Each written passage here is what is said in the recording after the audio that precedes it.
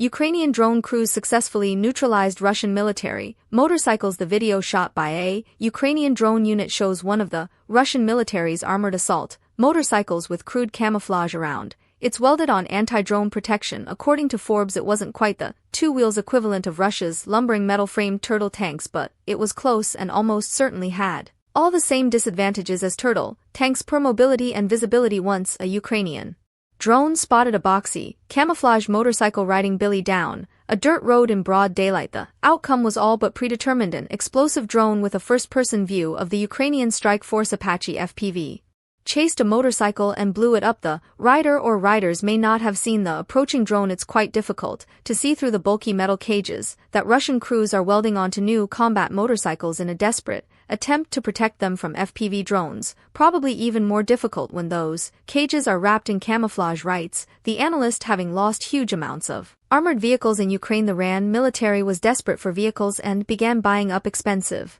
Chinese golf carts as well as Chinese and Belarusian dirt bikes. Soldiers have ridden light, four-wheeled and even lighter two-wheelers since at least the First World War. 100 years later, the Russian military, increasingly short of transportation options, revived the idea, but only because it had little other choice. The idea was for the motorized troops to approach the Ukrainian positions faster than the Ukrainians could react. Once within range of a small arms fire, the motorcyclist would dismount and begin to fight. In practice, the motorcycles were neither small enough to evade detection by Ukrainian surveillance drones nor fast enough to evade explosive FPV drones. When Russian motorcyclists attacked positions occupied by the Ukrainian 79th Air Assault Brigade early last month, the Russians were kicked in the teeth by drones, the brigade said. A few weeks after the first motorcycle squads went into battle, some of the survivors began installing anti-drone cages on their vehicles, essentially copying the practice that turned some Russian tanks into heavily armored turtle tanks. The Russians appear to be